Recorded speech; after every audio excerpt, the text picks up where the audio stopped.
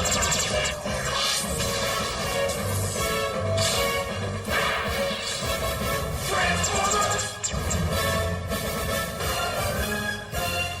now, through the magic of the Cybernet Space Cube, the computer-enhanced podcast of the future, Transformers Slag Podcast.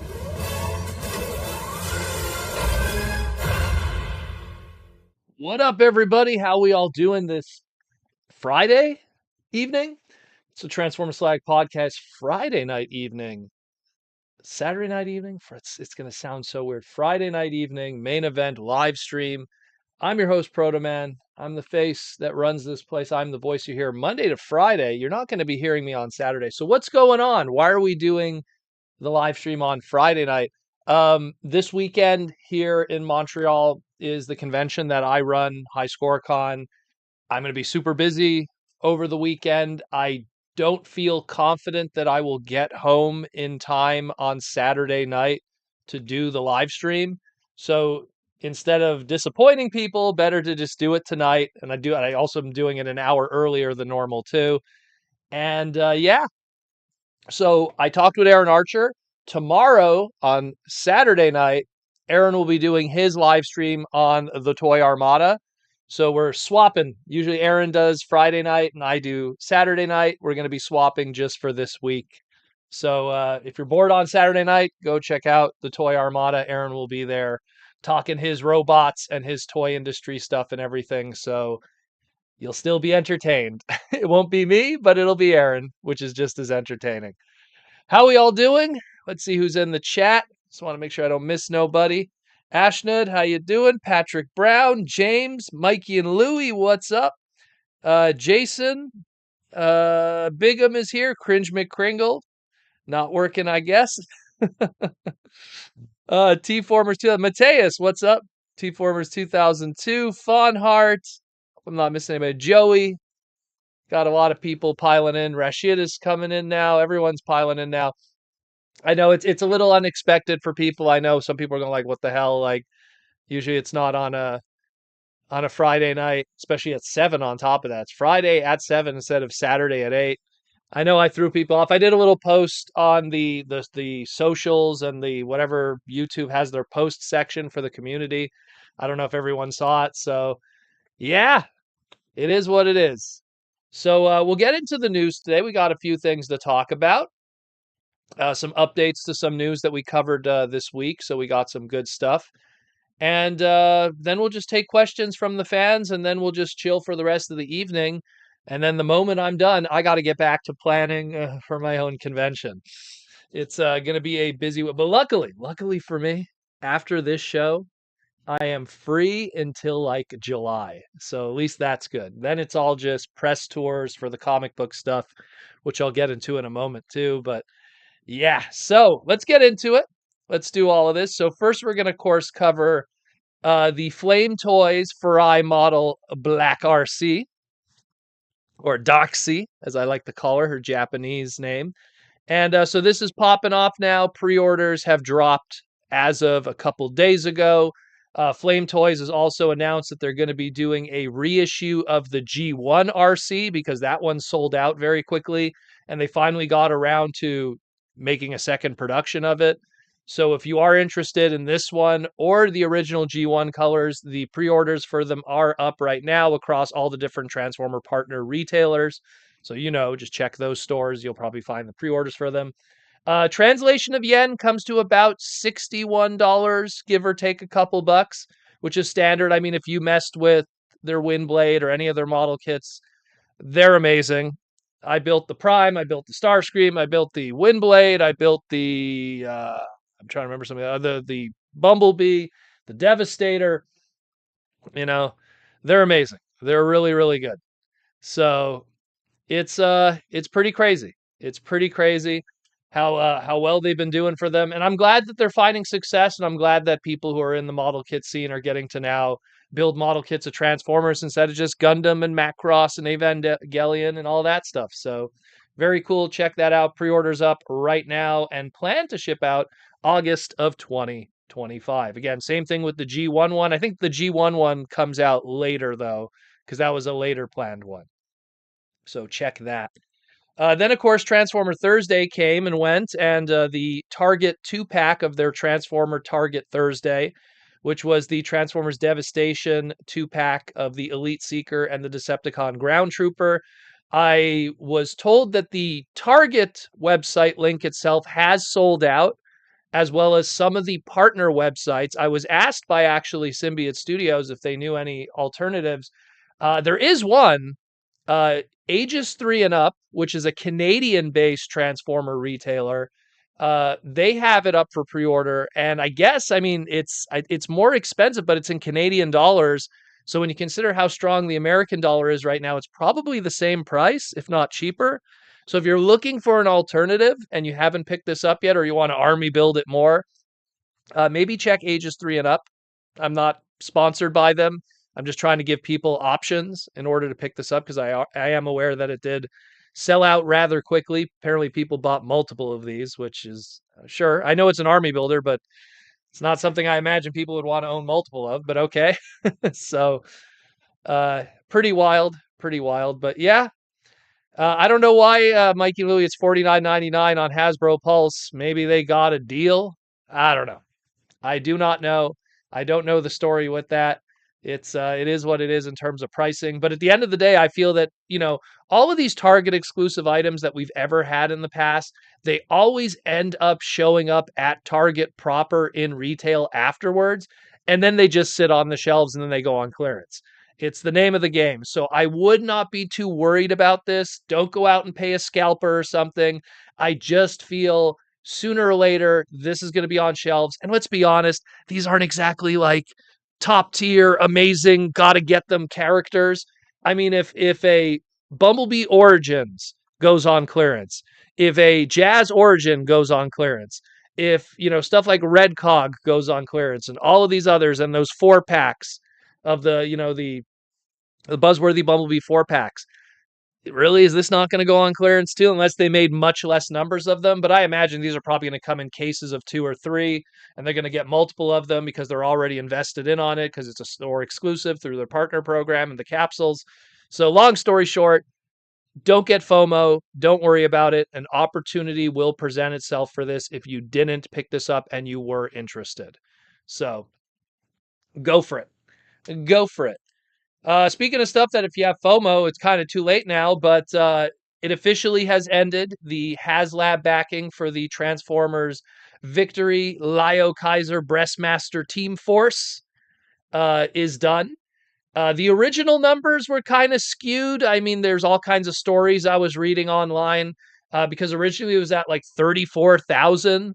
And then, like half an hour later, it got dropped down to 23,000 that we're looking at the screen right here. Some people say that the numbers might have been rejected credit cards. Some people are saying that there was a problem with the ordering system and people are having problems ordering with their credit card.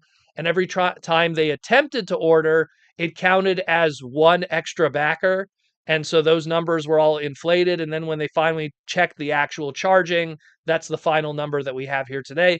Oh, this is all speculation, of course. I don't know why we had one number that said it was the greatest selling HasLab item of all time, even more so than Galactus. And now we have this number here that's less than the Omega Prime. Some kind of weirdness that happened. Can't explain it, but at least it's backed, and it's definitely like way more than what they originally needed for even the 3 stretch goals. So they have like an extra 8,000 right there, which is a good chunk of money for them at easily, again, almost $400 a head. So let's hope we get some extra secret bonuses. History has told us that we've gotten secret bonuses in the past, Micromasters, Little Titan Masters, and stuff. So hopefully we get some more secret bonuses with this one too, now that we've backed it. Hopefully, again, I'm hoping for stuff like Clipper or like characters that didn't get proper Transformer treatment. And because it's a HasLab, you're also in that area where you don't really need to have a trademark because you're not too worried, because let's be real, Hasbro doesn't have to like register Clipper as a trademark, number one, because that's probably a hard trademark to register. But also, I doubt they'll ever have to use it ever again after they do this. You get that one Micromaster and you're one and done, probably a lifetime. So it is what it is. But again, it's backed, it's happening. So anyone that went in on it, you're your awesome team with your Death Cobra, which is what it's all really about, in my opinion, and all the extras, the stands, the nunchucks. Maybe we'll get some other secret little exciting stuff, which we probably won't learn about until I'm going to take a guess until probably like late July, which is when San Diego Comic Con is. So that'll probably like, when SDCC rolls around, they'll probably have this in person along with the little bonuses and all that stuff and big reveals like they did last year. So we will see. We will see. T-Formers 2002. Yes, I can confirm Pulse had a issue taking cards now. I had to make all my orders for them through PayPal. Yeah, that's what I was hearing. We had an individual last week on the live stream that had a similar problem. And I think that every time someone tried to do it with their card and they got rejected, the counter here counted it as one, even though it wasn't registered as one. So that's what I think happened. And again, that's what a lot of people were speculating, and it kind of makes sense from the bean counter standpoint, but we don't know. So we did get that weirdness. A lot of people are going like, oh, Haslab is rigged, like they don't have legitimate numbers, but again, we don't know what happened there. But yeah, we will see. We will see. Sorry, I'm getting a sip of water here. So speaking of super expensive items, let's talk about this bad boy. Yeah. So Robosen now has their transforming Bumblebee. And again, no shade, looks amazing, transforms amazing. As someone who's a car mechanic, I can appreciate the rear hub engineering. Anyone who owns a older vehicle that has non-disc brakes, which are called shoe brakes, on the back of a car, which is also used for hand brakes and stuff. Man, they got like some crazy engineering going on there with the rear wheel drive and the front steering, and it's very cool. It's very cool. But let's be real. My goodness, like, yes, the early bird price is like, in that $900 mark, but $1,300 for its normal MSRP afterwards, 30 days later, actually 29 now. I mean, and I said this before, I think I'm going to take time later this week and I'm going to see how many loose, complete Bumblebee toys you could buy like with $1,300.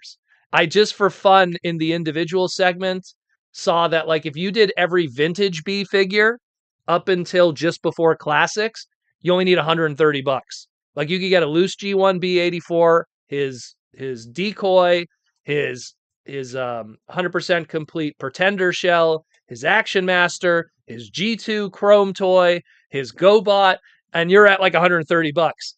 And you're not even like close to classics yet, and then repaints, and then movie toys. I think hot take. I think you could probably own almost every Bumblebee toy ever made, loose complete, no joke, for $1,300. Or you could own this if you really love Bumblebee. And again, I'm not throwing shade, but I mean, it gets to a point where the value of some items, it doesn't matter how great it is. You reach that point where it's like that kind of money should not be spent that irresponsibly. It really should. And this is coming from a guy who's bought lucky draws, animation cells, all kinds of wacky Japanese stuff back in the day. Granted, I did all these purchases when I still lived with my parents and I could be irresponsible with my money. There was a time, let's take off the camera and everything. There was a time where Protoman was a car mechanic and still lived with his parents. So getting crazy money and didn't have to pay the bills. And so there was a lot of crazy purchases that happened back in the day.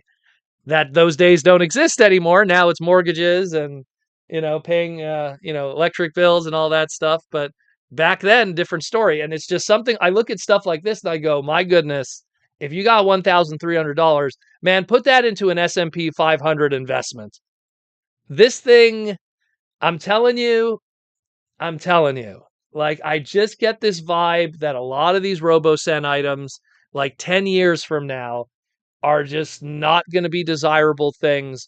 But if you bought every Bumblebee toy ever made, I think you'll feel a lot better because you'll get a lot more bang for your buck. Look, again, $130 gets you every vintage Bumblebee between 1984 and 2005. And I guarantee, like, to me, that's way more impressive, just to have those on your shelf. Again, this thing's cool. It's very cool. But again, it's not $1,300 cool. There's very few things that are that, very few things that are that. And speaking of which, then there's this rumor. Supposedly, Devastator is going to be getting a Robosen, and each individual member is going to get a Robosen item, and then they are going to combine onto a skeleton structure to make a giant Robosen Devastator that also moves on its own. That's probably why the skeleton structure exists, because that way it could still be functional and move on its own. What is that going to cost? Like, if each individual guy is like, I don't know, I'm going to say, like, if each one is $400, let's say they make them smaller and simpler, like, this guy's going to be insane. So, I mean, you Robosen guys, whoever's buying all of them, hats off to you. You clearly got way more money to spend than me or you or anyone else does, but goodness, it is not something that if you're an individual that money doesn't come easily, or you should be spending that money elsewhere more wisely, don't look at this Robosen stuff. Do not. And people were posting in the comments that they even do Black Friday sales, they do Easter sales, they do all kinds of stuff. And then, like, all of a sudden the $1,000 item is $700. So they don't mind also just blowing it out, you know? It's the problem is it's that it's a technology thing. And when it comes to technology things, the second tech becomes old, like, then all of a sudden becomes undesirable.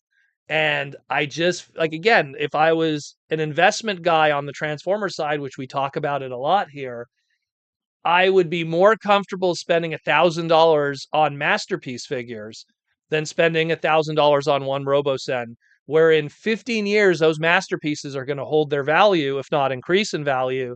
Where the Robosen, who's going to want that? Like, it's a very unique item for a unique kind of thing. I'm not trying to throw shade at it. I'm just trying to, like, give, to make sense of it, because it's still cool. And the transformation, it makes us go like, hey, that's cool. And not to mention another thing too, I wanted to point out also, I get a feeling this isn't even going to be the first version of this Bumblebee, because this Bumblebee here uses that orangey kind of yellow. That's more like what the Siege one did, where a cartoon accurate Bumblebee would more use like a strong yellow, and it would get rid of that rear tire that's on the back of the Volkswagen. It's not even the correct dimensions. This is doing more what the masterpiece, the very first masterpiece Bumblebee did, which was not like show accurate. It was more true to the original Volkswagen. So I think we might even get another Bumblebee after this one. So on top of it all. But hey, congrats to Dan Gilbison. At least he got paid to record 200 lines. So at least when someone makes some money, I'm happy for them at least. My hat's off to you, Spider-Man, of your amazing friends. So, and of course, again, the Devastator one, I don't know. On the bottom right there is when Robosen used to be called a company called Sen Power many years ago.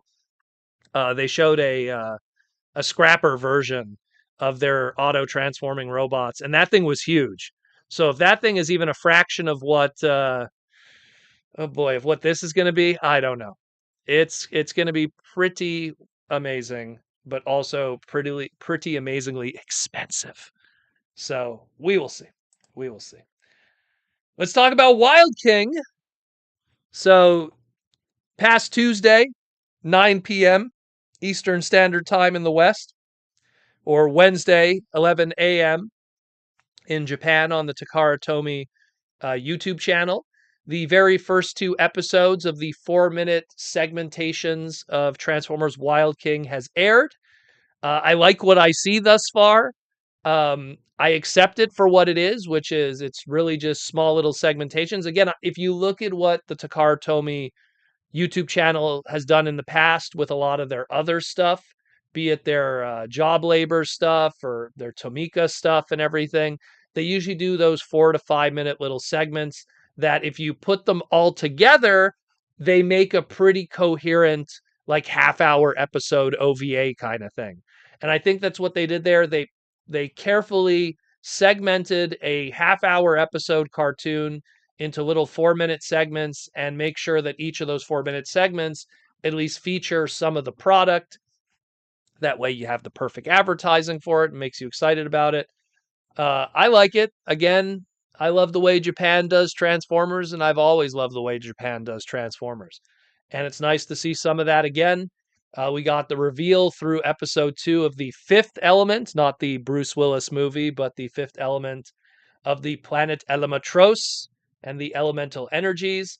And we got that on the orange/brown one there of the earth element on top of fire, leaf or nature, water and electricity and or thunder. And also on the bottom left there, we got a teaser of the wave 2 of characters that we're going to be getting, which is Ignite Bite, the lion, a unnamed rhino character, Spirituran, the Spinosaurus Rex, and some kind of Stegosaurus character on the Dino tribe there too.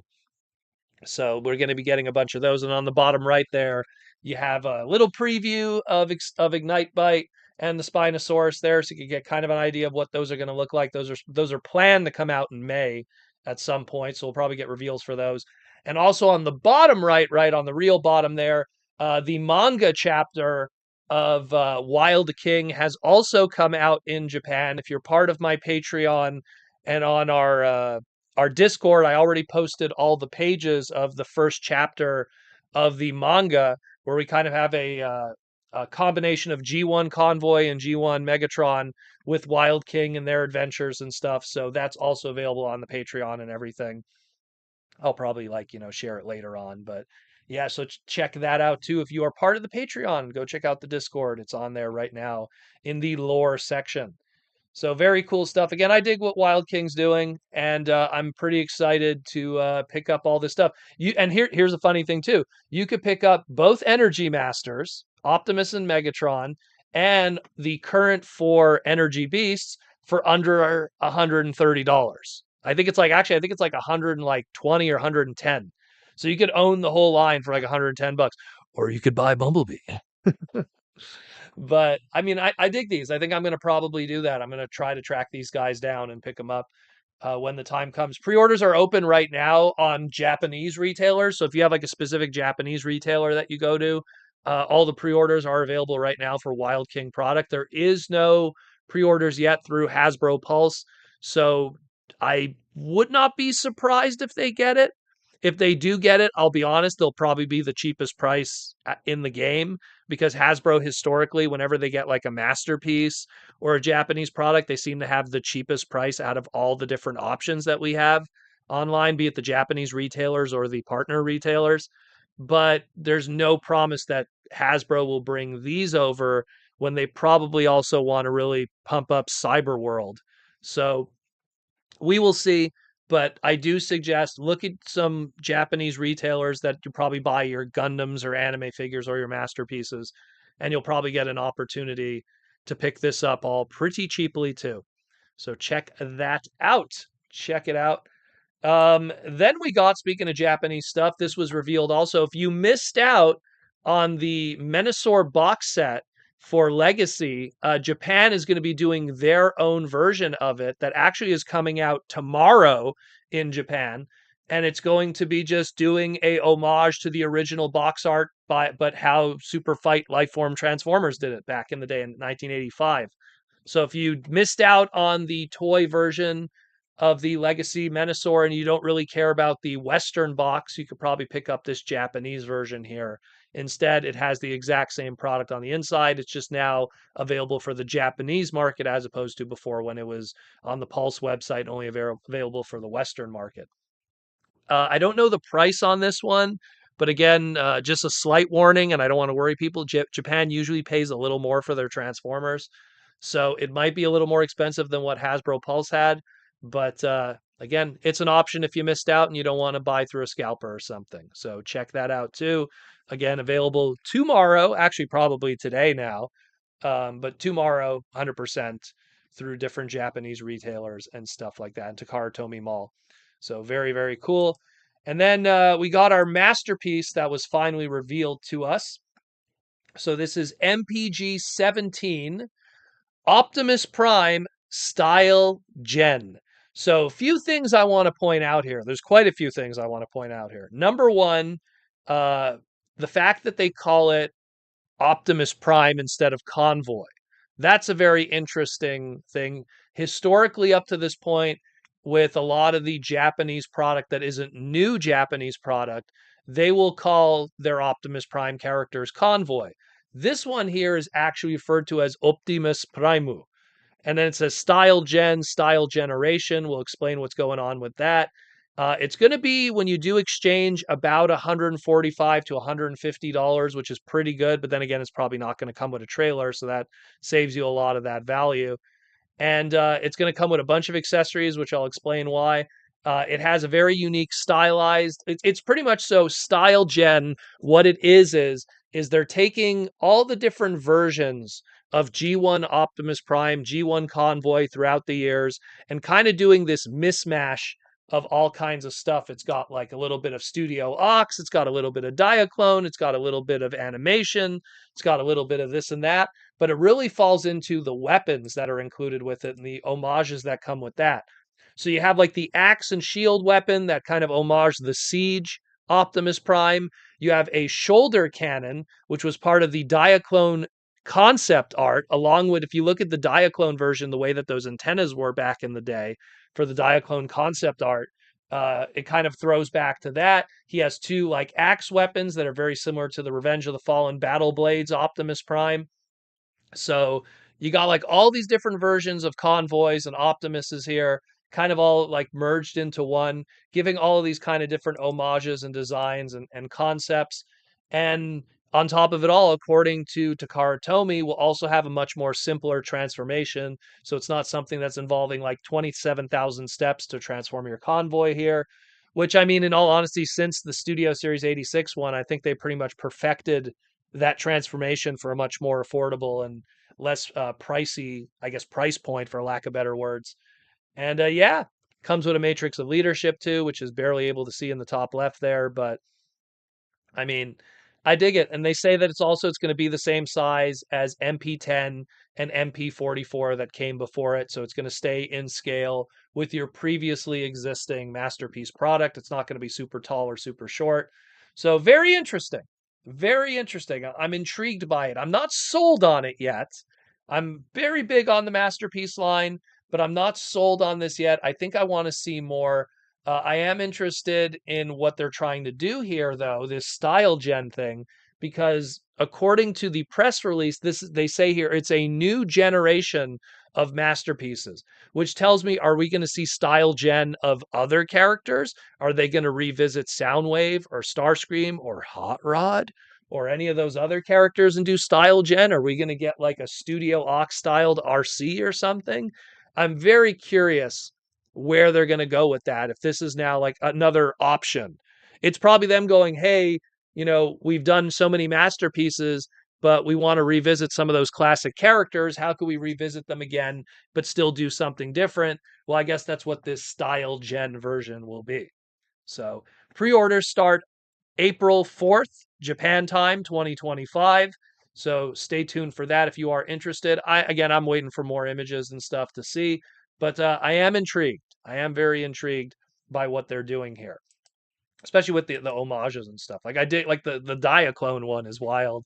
That they're like, oh yeah, remember Diaclone Optimus with those antennas and that shoulder cannon. It's like that's pretty cool that they're going that deep. And also to note on your calendar, so Takara Tomy is going to also be doing a live stream. Their T-Spark. T-Spark, by the way, for people who are confused, T-Spark is now how Takara refers to their adult-based branded toys, like the much more expensive and complex stuff. So they're going to be doing a T-Spark live stream event. It's going to be featuring MC Yuki and Rin Okata, as it says here on the bottom, Rin Okada.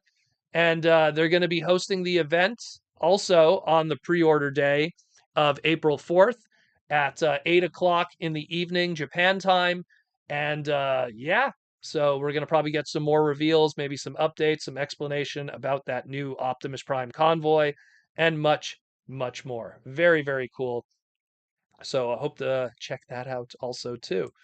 And that's it more or less for the news. I mean, it's we're probably going to get more stuff next week, and not to mention next Tuesday at 9 p.m. will be the next episode of Wild King. We're also coming close up now soon on some more reveals for Cyberworld, according to Hasbro. So a lot of stuff happening. Cringe McCringle, speaking of T-Spark, got charged for the MPMB that was revealed last year. Very, very cool. Yeah, well, the MPMB was a very awesome item. Thank you for joining the Patreon, Shiro. I'll get to you later to send you all your benefits and stuff. Hopefully after the live stream, if time permits. We'll just do some sponsorship stuff, and then we will open it up to questions and comments from the audience. So we're going to start, of course, with Symbiot Studios. I'm rocking one of their older shirts today with good old Catnip Bravo. And yeah, so unfortunately, everything you're looking at here probably is sold out on the website. All that is available on the website is Hot Rod and the two Dinobots, because those were all made much later and have much more bigger numbers. What's up, Larry? And so if you are interested in the Hot Rod, which I mean, I don't blame you. Oh no, he fell over. But if you're interested in the hot rod, he's dead over behind me, or slag or sludge, they are on the website right now to pick up, so you can get yourself a Transformer Slag podcast plush if you want. The t-shirts are all still available and in stock, but everything else has sold out. Again, they did TFCon and they just killed it. They cleared out insane. I was shocked how much everything sold. But then again, I've been saying it for a while, and I don't want to throw shade at the other plush people that make stuff, but you know, there's been people making plush for years in the Transformer community, and those are tiny items that are over $100 and handmade. These ones are massive. Let's go get the big boy here who's half asleep. These things are massive again, and $25, $30, depending on character. I mean, let's be real. You gonna fall over again, brother? There we go. Yeah. So it's something where if you are interested, they are out there. Big Bot Bodega with the $2 super chat. Can they do a Kremzik? Well, right now, funny that you mention it. They do have 4 different items planned right now for 2025. All of those items are being saved probably for reveals for the next 2 conventions coming up, aka TFCon Toronto and San Diego Comic-Con, both of those happening in July. So you'll have to wait for reveals to know what is going to be next, but there is quite a few items planned. There is also a San Diego Comic-Con exclusive that will also be planned. No promises if that will make it to the website. I know that the San Diego Sludge did not make it to the website. That sold out extremely quickly at San Diego Comic-Con and then was getting scalped. So hope for the best, but we do have a G2 or something of that nature. We shall see coming in the near future. We will see. Ooh, we will see. But yeah, and of course, some of them that you already kind of got a bit of a preview of. They sold 20 units of the Starscream Catnip Bravo. That sold out very quickly. That will be available on the shop later on this year. A lot of stuff, just a lot of crazy stuff going on. And yeah, again, check out Symbiot Studios, all their other stuff, their My Little Ponies, their video game brands. Thank you, Symbiot Studios, for sponsoring this segment. And as always, go check out Symbiot Studios and pick up some cool stuff and tell them Proto Man sent you. Mikey and Louie, what is the best site to order Wild King stuff at? Is it straight from Takara Tomy, or is there a better place? Well, like I said before, if you had to order today and you had FOMO, oh my God, I can't wait. There's places like AmiAmi, Hobby Link Japan, Japanese-based websites. But I would wait. I would wait. Just because I get a feeling that if Hasbro does get it on their website, it's going to be cheaper. You're going to say, like, I've seen it before. The masterpieces, they save easily like $20 to $30 a unit sometimes. Sometimes it's right on the money. But there is a lot of Japanese retailers that you could go to right now and you could pre-order them and they're available right now. Trust me, I looked too because I'm interested in this line. but I'm also waiting just because I want to see the options. Because right now, if you bought everything out of the get go, it's about 110 to 115. But I'm telling you, I just have this sinking feeling that if Hasbro Pulse gets it, it's going to be like $195. I'm talking the whole line. So I always say, you got to squeeze your dollar anywhere you can when it comes to this. So Mikey and Louie, Rodimus Prime Symbiot plush to go with Hot Rod or Galvatron. Stay tuned. We will see. We will see. But yeah, so that's kind of one of those options to go with. Next up, let's talk about the Toy Armada with Aaron Archer. We will be getting back to doing segments again. We just kind of it's like TFCon in LA ended, and then we just kind of have been recovering. Not to mention, Aaron's been super busy with a whole bunch of commissions from TFCon not Orlando, LA. Like he got a bunch of commissions because he also made a lot of money and sold a lot of great stuff there. So check that out. Again, the Toy Armada and Aaron Archer, and of course all the new Posca paintings. Here's some new ones here. We got a lockdown with with the samurai helmet stuff. We got a Cyclonus that's been added. There's a few others that are on the website.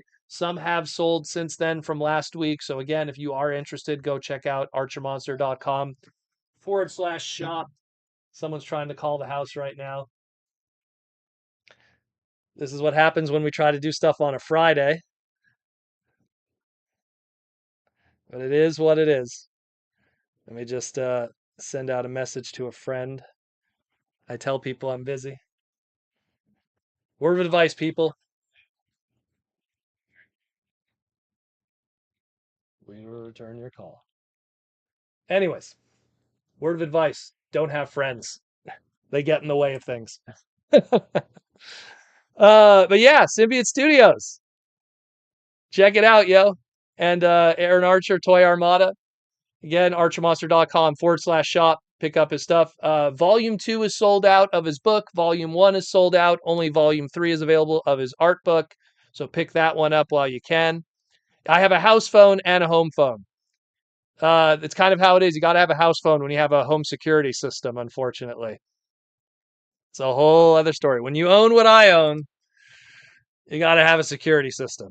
A dog, whole crazy security system and everything. Got to have both. That's how it works. Mikey and Louie. Friends are awesome. We have Optimus Prime, Bumblebee, even Megatron and friends. Well, that's probably the better friends. They don't annoy you as much. So it is what it is. And of course, Aaron with his museum level paintings. Again, I believe the tidal wave is sold out, but the Unicron, the battle damage Unicron, the Megatron, and I believe a few others that are on the website right now. He's working on a new one too. I can't really talk about that one right now, but again, if you want to get one of those crazy museum paintings, which he sells those quite a bit. I mean, don't get scared by the sticker price. Still cheaper than Robosen. But don't get scared by the sticker price. These things are amazing. They're massive. They're hand painted, multi-layer. Some of them even have blacklight painted into them. So there's a lot of cool stuff going on there. So check those out too. And of course, ByntStudios. If you have a Haslab Unicron and want to get 2-in-1, if you weren't an idiot like me that only bought one of them, should have bought 3 of them. But again, I wasn't made out of money. But if you want to have 2-in-1 and be able to have both of them on display at the same time, but you only own one, go to ByntStudios.com.iwarp, and pick up your wing set. Or if you want to get instead the ring set, take your pick. It's all available there. Really good stuff. Check it out, yo. And last but not least, I'm going to sponsor for myself because I got a shill for myself too.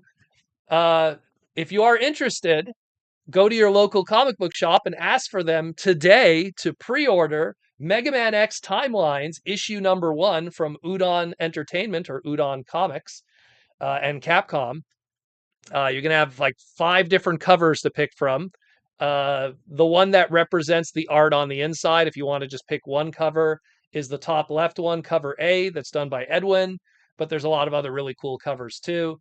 So check those out. Also, again, the Proto Man cover is the one on the right that I believe is some kind of retailer incentive or something that's going to be difficult to get.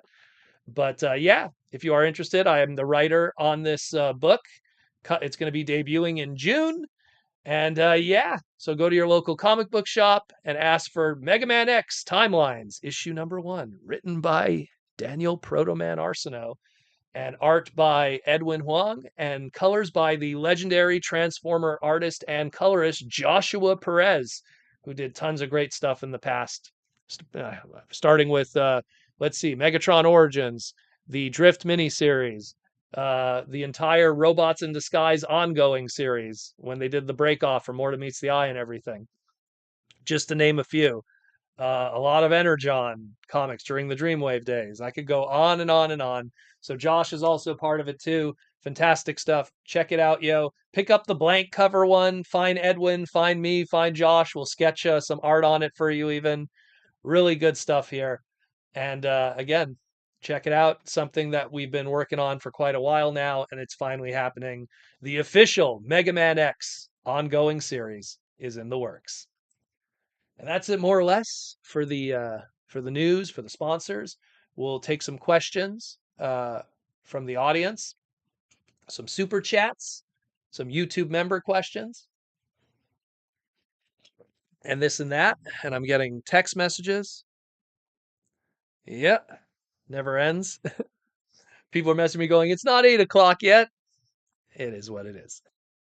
But yeah, so again, tomorrow there will be no live stream. Again, we're going to be doing convention stuff. So because tomorrow there is no live stream, Aaron Archer will be filling in for me on his channel. So again, if you are bored on your Saturday night, go check out the Toy Armada with Aaron Archer. Go subscribe there. You know, I don't understand why I have like 15,000 plus subscribers and Aaron doesn't have that. So go subscribe to that channel too. And go check out what Aaron does. He does a live stream every Friday, although he's going to be swapping with me just this week. So check that out. Mikey and Louie still planning on getting the blank cover and commission Aaron to draw for it. Best of both awesomeness, people. Hey, ask Aaron to draw Mega Man stuff. I don't think he's ever drawn Mega Man. So that'd be definitely something different for him. You know, that would definitely be something different. You know, he's never done that before. Meryl wants to know I've done streams on multiple days throughout the week. Sometimes when Hasbro will send me like a big gift box or something, I'll like stream that day. I'll be like, "Oh, it's a Tuesday in the afternoon and Hasbro sent me a box of goodies. I'm going to stream it." Or like sometimes when I'll do a con where I know for a fact I'm not going to be doing a live stream, like a TF con and like let's say the States, sometimes I'll do a live stream earlier that week, you know? So you know, it's one of those things. It's one of those things that I'm used to it. One thing that I notice is when I do live streams on weekdays, like a Tuesday or a Thursday or a Wednesday, it doesn't do as well because all honesty, people have work, people have lives, people are busy. Saturdays, Friday nights, Saturday nights, I find those do better. I find Friday and Saturday are usually the better ones, so that's why Aaron has the Friday, and Saturdays also do very well. But like the Monday through like Thursdays, people have lives, and rightfully so. You don't need to listen to my dumb face, you know, on a Tuesday evening. You should be doing something much more constructive than listening to my idiocy. So it is what it is. T-Formers 2002 just bought the Aaron art. Oh well, then that one's sold. So warning to everybody, the lockdown on the bottom right has been sold. That one is gone. That's what always happens every time. So every time I do these live streams, I always have to check my slide and go, did anything sell from last week? And I always have to change things because stuff is always selling. Aaron, you are making so much money, you know? The madman is making his money. Mikey and Louie, any chance we would get a Wreckers Combiner Ruination from the TF that's based off of TF Earth Wars app? Well, again, I mean, the Ruination Wreckers Combiner, which is based off of using the tooling from the video game stuff, that's something that if they continue Gamer Edition, like think about it this way, right? Like Gamer Edition stuff has been doing pretty well for them. It's been selling well, and it's something that I could see them doing. But the only caveat that I have with that is we have a Bruticus coming. So you have a combination of, how Hasbro is with trademarks. They're going to use all those trademarks for those Bruticus G1 guys over the next 2 years. Why would they also, in that same 4 year span, do a collection of those? And the reason why I'm going like, oh, what does Bruticus have to do with Ruination? Because all that tooling is connected. So it's something where, unless they do the Ruination first, which would be kind of wild for them to do that tooling and make it Ruination first, and then backwards do it into Bruticus afterwards, and then do G2 colors, and then do wacky stuff after that. It's possible, so, but at the same time, it's something where I feel that they would wait. They'll wait. The sad truth is, and this is something I've constantly said on the podcast, you always have to pay attention to that like 4 year cycle where it's like, if it's an obscure character like a DevCon, even a Bludgeon who's not as obscure but still something that's like, if you're not in that, like, there's like a top 30 trademarks that they just use every year, and then there's like everything else. If you're an Ironhide, you're going to get a figure, you're going to get a trademark figure every year. There's going to be an Ironhide somewhere every year. But if you're a Bludgeon, maybe every 4 years. If you're a DevCon, if you're a, let me look over here. If you're a Spinister, if you're a if you're a Skylynx, if you're a Sunstorm, some of those every 4 years. And sometimes they're all, on top of those every 4 years, they're going to stick it somewhere kind of, shallow. So Cringe McCringle, Gimme Gamer Edition 2007 Swindle Hasbro. Ooh, you want the movie stuff. That's something that I could see them doing just because they probably want to just put out a tooling of that. Because you put out that Gamer Edition one, and then what was the other one? Silver Streak was a repaint of it. I remember they did a Silver Streak. Was it Silver Streak? I'm going off of like when I was an insane completist of every movie toy. I think there was a gray version that was called Silver Streak. I could be wrong or something like that. I remember there was a gray one. Someone correct me on that. But I could see that one happening, doing the mono-eyed drones of the video games. Those were pretty cool. I could see that. Alden Tolbert with the $2 super chat.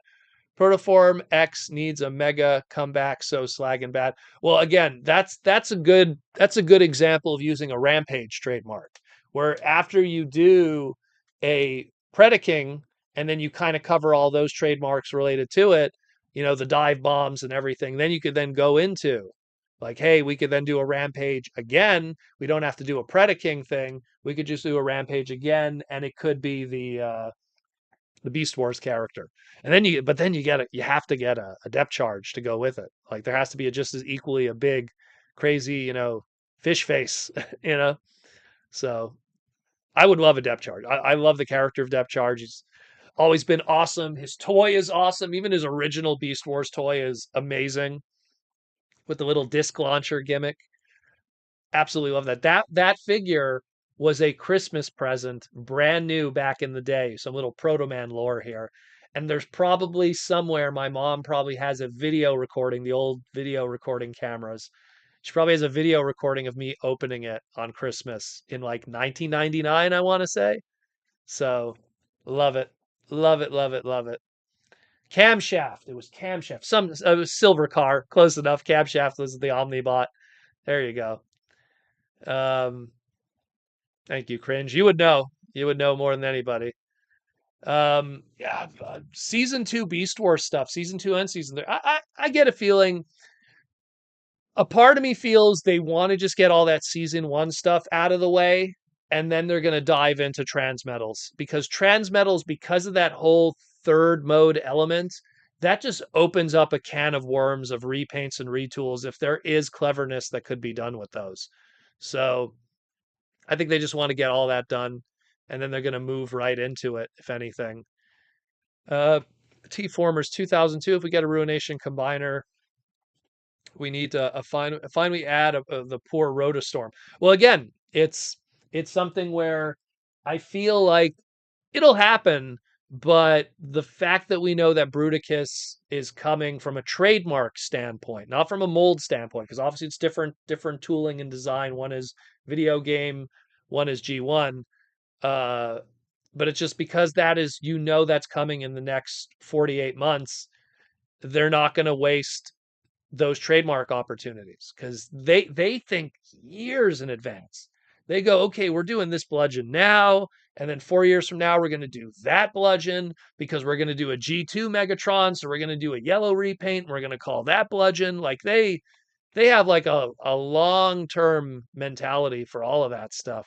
And that's what I've. It's the cheat sheet. I've said this for years. It's the cheat sheet for knowing what is going to be coming. If there's a trademark that's like on the verge of death and it's been refreshed and it hasn't been done yet, here's a spoiler. Something's coming. It's like it's so easy. Super easy. What's up, Will Murphy? Um Mikey and Louie, any chance the Mega Man Awesomeness you work on opens the door to you to work on more Mega Man stuff in the future, like games or something like that? Can't talk about it. NDA. Let's just say yes, yes, no, no, yes, yes, no, no. NDA. Can't talk about any of that. I've been getting asked millions of questions from the video game community. Someone from some podcast even wanted me to come on a podcast to talk about it, and I ran it by the names. Oh no, the names below in the slide. Where is it? The names below in the slide, and they're like, no, we can't. There's too much NDA stuff, and I feel that I won't really want to talk about it until we at least have like an issue out. Let's have one issue out and have people satiated on that and the stuff that's revealed in that and all the stuff accompanying around it. And then we'll drip feed some more stuff. This is, you sign contracts, you make promises, you don't want to burn bridges. That's just the reality of the game. I know guys that, no joke, like the moment they start working with a professional company, they get off of social media completely. Like they stop doing their podcast, they stop doing interviews, they stop doing all of that because they're worried, like, oh no, like of their company image. That like, oh my God, this guy's like imagine how Capcom or Udon feels. Hey, this guy every week is doing a live stream taking questions from people. What if he spills the beans on something? So luckily they trust me. They're great people. They know of what I do long prior to this anyways, but at the same time, can't talk about it. And there's so many times I say in my head, oh my God, what is even public to begin with? So I just play it safe and just, I don't talk about it. That's all. If something dropped right now as we're talking, I just play dumb. I just have to play dumb right now. T-Formers 2002 Wind Charger and Power Glide have been on the short list for new figures. Yeah, well, both of them again. You have to like think outside of the box when it comes to trademarks, where it's like, oh, Power Glide, oh, you know, um, Wind Charger. Like, were there reissues? Were there this? Were there that? Because they will throw those trademarks on smaller stuff too. We do know that a Power Glide is coming though. Walmart did have a listing for a Power Glide. So that is something that is coming. And Wind Charger, I think, has 2 years left or a year left. So stay tuned for that one. But yeah, but a new Wind Charger is needed too. Like the last good Wind Charger was, and it was a really good one, was that Scout class Reveal the Shield one. That one was really cool. Very good mold. Very, very good mold. Love Wind Charger. I love all those mini bots. Mini bots are awesome. Mini bots are incredible. Mikey and Louie, another big one on our list is we love a new Thunderwing. Oh gosh, when was the last Thunderwing trademark? Did they do? Because the problem with Thunderwing also, he's one of those characters that when you think Thunderwing, of course you think the G1 Pretender, but there's like there's mini cons named Thunderwing. There's like other characters named Thunderwing, so it's like they could easily go like, oh, we don't want to do the big crazy Thunderwing from, the IDW books, so we're gonna do the little mini con and we're gonna call it Thunderwing, or we're gonna do a little PVC and call it Thunderwing or something. Uh, that was Sea Spray. No, but I think I saw there was a Power Glide listing too. You're right though. Sea Spray was part of that reissue card back line, but I think I saw a Power Glide listing also. Was it happening? Um, let's see, Mikey and Lily, what is happening with Transformers deck building game? It's been a long time since the new set. I haven't been working on the game since. My contract to help them as a creative consultant was for 7 sets, which the 7 sets I think added up to 2 years. I probably would have to do the crunch. I'm looking at them right now. It was the 7 sets and the Robo Rally. So once that was done, shifted to other things. So I don't know what's happening afterwards. That's what they were contracted for. So if they put me for the 7 sets, maybe they only were going to do 7 sets. So I don't know. And chances are, if they probably are doing more, they probably would give me a buzz, you know, just to like get a hey, is this okay? Is that okay? So I can't that's not even NDA. That I don't know what's going on with Renegade games. But again, I'm like what I'm looking over here. I'm like, oh, like that's the sets that they have and all their other stuff. I mean, has there been any motion? Even like I'm not involved with the D&D role playing books, but has there been new stuff of that even? So that might even give an indication. Maybe the contract is done. Still want Beast Wars deck building. Might happen. You never know. Might happen one day on an official capacity. I know that Magic the Gathering is with their Universes Beyond stuff. Hearing a lot of drama over the last week with they did Universes Beyond SpongeBob and it crashed the server of Magic the Gathering's Wizards of the Coast Hasbro website. No hate on SpongeBob. I like SpongeBob, but the fact that that crashed the Magic the Gathering website, really? Not like the Final Fantasy stuff, not the Marvel stuff, not the Street Fighter stuff, not the even when they did Walking Dead, even though I'm not a big fan of Walking Dead, but not the Walking Dead stuff, like that didn't crash it, but SpongeBob did. That's wild. So, but I think they'll do more Transformer stuff. I love it. Like when they did the secret layers of the Transformers, I have a sealed one that they sent me a while back. You know, this is the Optimus Prime Megatron one. I'd love to get more of these, like more sealed ones, just because they're so cool.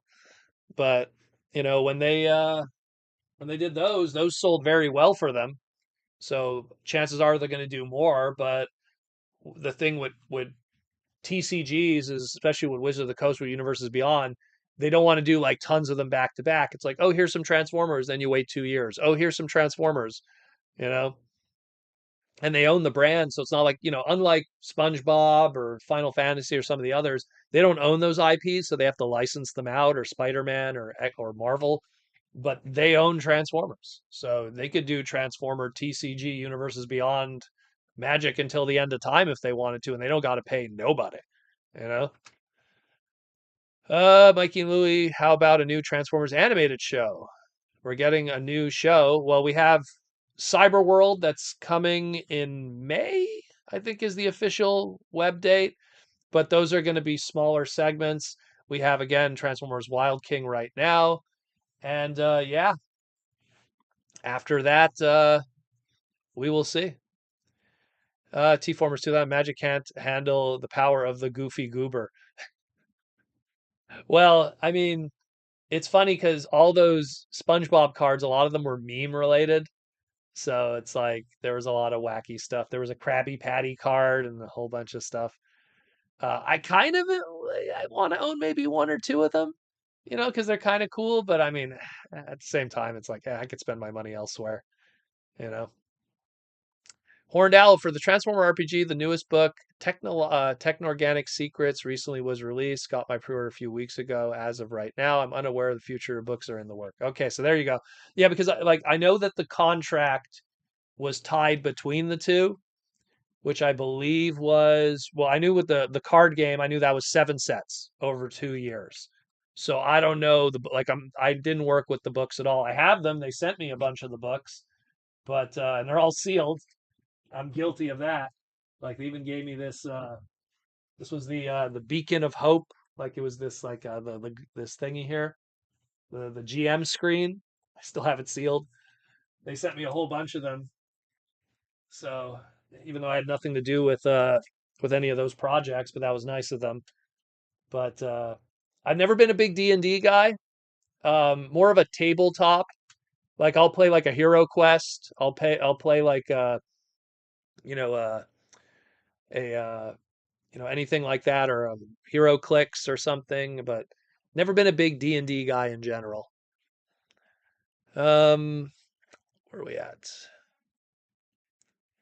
Mikey and Louie, theory on the next Haslab. Well, I mean, I feel again, Primus. Like, okay, 2024, you did Omega Prime. Excuse me, 2023, you did Omega Prime. 2024, you did Victory Lio Kaiser. 2026, I don't know, where's Primus, man? Like, just do Primus. Like, I mean, it's just a no-brainer in my opinion, because we're never going to get a proper Primus for retail. It's just never going to happen. So you might as well just do that, unless they're waiting for a good opportunity, unless they feel like, oh, when the numbers are down, we'll do Primus. Because to me, a Planet Cybertron will sell. It will sell, you know? But, like exactly what Cringe McCringle said, like the fact that the Japanese market is receiving very well stuff like Lio Kaiser, Road Caesar, Landcross, pick your Japanese combiner guy that won't work in retail in the trademark sense, because I mean, Road Caesar, they don't want to have to trademark for the retail market Lasta Brava and Blacker, you know, and Road Caesar. They don't want to trademark that, so they're just gonna be like, whatever, do it here, call it a day. That's the end of that, you know. Has there been any updates regarding all the tune accurate MP reissues? Well, those were stuff that we saw listings for. We didn't get any updates on them, but like I said, there's going to be a live stream on the Takara side of things. Let me pull up that slide again. There's going to be a live stream from Takara April 4th talking about all the T-Spark high-end stuff, and that includes MPGs and Masterpieces. So if you are interested in what might be coming from Masterpiece, April 4th on the Takara Tomy YouTube channel, there will be a live stream talking about that stuff. So check that out when that happens. Mark it on your calendar. Where are we at here? Horndow, I just finished. Oops. Damn thing there. I just finished up our 2-year TFRPG campaign. It was really awesome. Skullgrin with Liege Maximal Power Core was the final boss. Very epic fight. Save Cosmos from certain fate.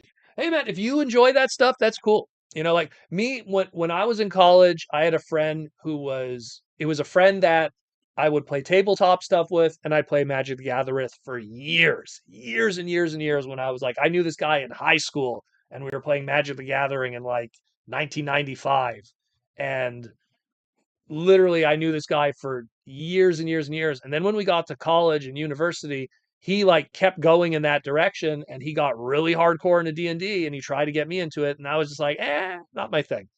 I'll still play Magic. There's Magic cards right next to me right now. Literally Magic cards everywhere. Ugh, damn magnets. Like, I love Magic, but when it comes to the D&D stuff, the RPG stuff, not so much so. I don't mind sitting in the room while you guys have a good time, and I just kind of watch how the flower unfold. But at the end of the day, not my jam. Darkstar 777 divorce level Primus. Let's go. Oh yeah, $600. Well, how much was Unicron? Unicron was $599. Yeah, $600 Unicron level Primus divorce level. Let's go. Let's make everyone during our economy right now. Probably not the best time. Mark Morales with the $5 super chat. Thank you, Mark. Happy Friday, Proto. After our wallets took a hit from Haslab, Lio Kaiser, Robosen hits us with a new transforming Bumblebee. It hurts my soul. Well, I like to believe that the people who buy, like the Lio Kaisers and stuff, I don't think it's the same market of the people who buy the Robosen. Like all us as Transformer fans, we look at the Robosen stuff and go, hey, that's cool. That's cool. I dig that.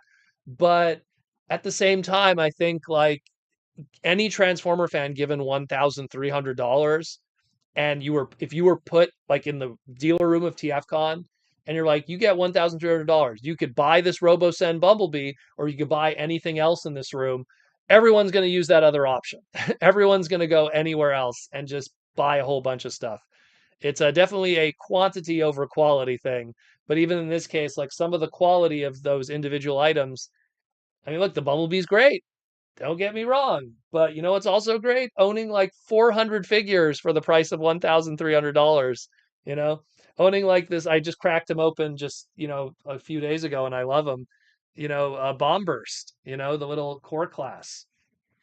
Like I rather own, 100 core class figures than that Bumblebee. It's way more cool. Um, where are we at here? Why like why? Nice, thank you. Looking forward, hopefully, to more '07 MPM reissues. Well, Hasbro and Takara, they recognize, when certain items, if they get a reissue, they'll make a big chunk of money. At the end of the day, they're businesses. If you told Takara you reissue MP1 Optimus, the very first masterpiece, you reissue them right now, and it's going to sell 10,000 units, they'll do it tomorrow. You know, they'll do it tomorrow. Their job is to put out product that makes money. They don't do it otherwise. That's why like sometimes when we get certain characters, like why haven't we gotten this yet or that yet? Sometimes it's business opportunity. Sometimes it's just money. So I feel that a lot of those movie masterpieces, they sell out, they go up in value, and then Takara goes, well, we could probably make money from this, and the Chinese market really loves those movies, and they also buy them. So that's why Studio Series is still kicking along so strong. Uh, Cringe McCringle, my girlfriend would cheer me on if they got Haslab Primes. Well, then your girlfriend hates your wallet. She'd be like, yeah, spend $600. Spend $600. Mikey Louie, are you still hating on Robosen? It's not. I'm not hating on Robosen. It's just to me the value is just wild. You know. Again, I'm someone that's like when you have like $1,300. Goodness, do you know $1,300 gets you like so many holy grails, holy grails. But I don't think there's a single person on the planet that's going to call a Robosen a holy grail. Yeah. You could get like two holy grails for $1,300. Like you could get like a Black Zarek and like a Grandis or something. You know, like those are holy grails in my opinion. Or you go to Azusa's table at the past BotCons and he'd have like lucky draws. Oh, one of 25 made Chrome Transformers Prime RC, $400. Or you could own these made to order millions of them Roboset.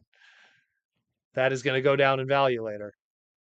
Um, someone at TFCon, someone at TFCon LA was selling their Transformers BotCon Minerva animated, the custom class one, for $600, and it's sold. You know, and that's 30 units per class, 60 in the world at most. How many of them are in the secondary market? How many are sitting in private collections, not going nowhere? So some of those make more sense to me. Just the way I crunch it. Uh, need a Nemesis reissue. I agree with you, Fawn Hard, on that one. Havoc the Emo calling in. What's up, TF fans? How's everyone enjoying Power of the Primes? Yeah, there was a reissue of Power of the Primes not too long ago, if you're referring to that. Mikey and Louie take Mega Man money and get some Robosen stuff. If I had $1,300 right now, I would not buy a Robosen item. Every single opportunity that I'd be given $1,300, it doesn't go towards a Robosen item. There is too many other stuff I would rather buy with it. Like I don't have what don't I have? That's like nice big ticket transformer items I'd like to. I don't have the Lego Bumblebee, right? I didn't buy the Lego Bumblebee yet. I'm still waiting for that to go on like a deep clearance if that ever happens. So I don't got that. I rather buy the Lego Bumblebee. And she loves Legos, so she would appreciate it too. You know? It'd be a dual layer. I get to enjoy it and she gets to enjoy it, although she was the one who built the Optimus, the whole collection there. But here, I'm gonna show you guys one second now. I'm gonna mess with the camera for a moment. Oh, you can barely see. There's all the brick stuff, although the boxes are getting in the way there of all the Creo. Let's see, no Lego Bumblebee. There's all the Creo minifigs though, and there's all the masterpiece. And see, now I just screwed the camera up. So this is why I don't turn the camera. Now the wire is going to be messed. There we go. But yeah, you know, so it's something where I rather get the Lego Bumblebee or the rumored Lego Soundwave that's coming. I don't have the NFT Hot Rod. There's one. I don't have the NFT Hot Rod. I'd rather buy the NFT Hot Rod than the Bumblebee. Heck, there's what was that other that the AMT diecast hot rod there, that big expensive one that transforms? I don't have that yet. I wouldn't mind owning that. Like there are so many other top tier ticket items that I rather own, you know? Like it's, don't get me wrong, as a mechanic, I love the engineering of that Bumblebee, but my goodness, you know? Um Mikey Louie, one day every single toy will have a Robosen type technology. Transforming is something. Oops, what it just got pushed up there. Some super chats. I'll get to the super chats in a moment. Uh, transforming is something that by hand will be considered old. Well, I don't know about that. The puzzle play of Transformers will always be a big appeal of it that no other toy line could deliver. To automate that is almost an insult to Transformers and part of its enjoyment, you know. The auto transforming element should be a hard leaned gimmick if anything else.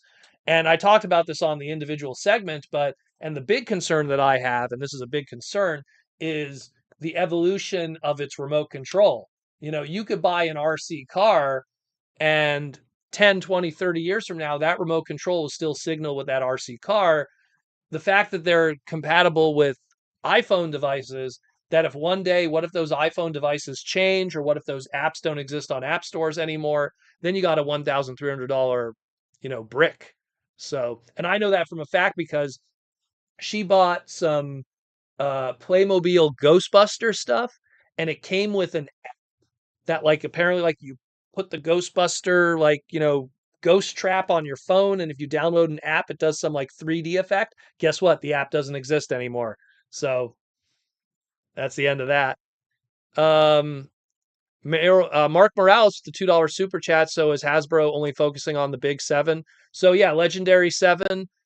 It's we talk about this on the podcast all the time.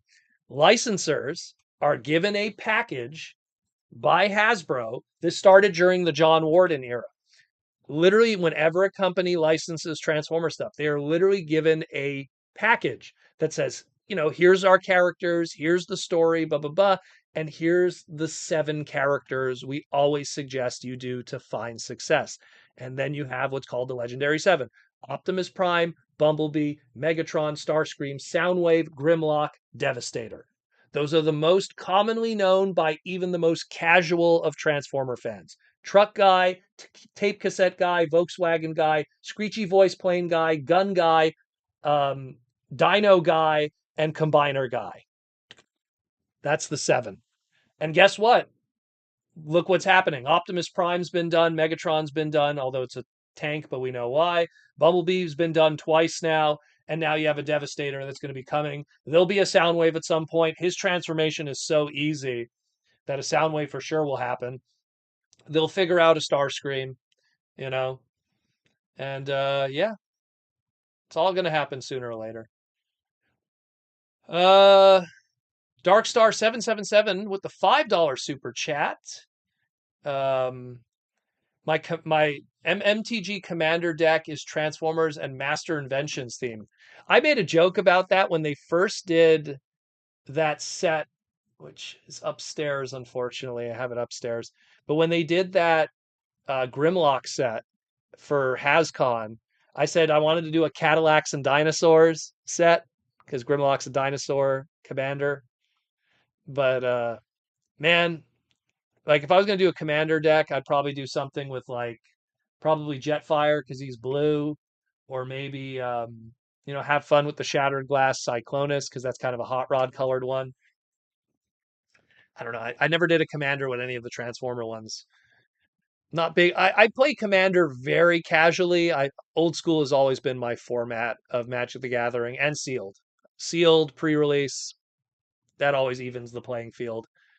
Nothing is more like, Magic loses its play to pay to win mentality once you play sealed. Um Cringe McCringle, had I known that Bachcom Minerva was in LA, definitely would have bought it. Yeah, it was a guy, he had it on his table, and then someone bought it. I was like, wow, $600. Hope you make that. And in all honesty, I wasn't saying it was overpriced. I was just saying, like, yeah, that's kind of what it is, because when you think about what are the numbers of that, there was two classes. There was the Wednesday class and the Thursday class. There's 30 people per class. That means there's 60 of them out there, maybe 61, 62 if you count Bacon staff getting a little extra. Of those 60, how many of those are in the open market to be sold? Very small number, you know?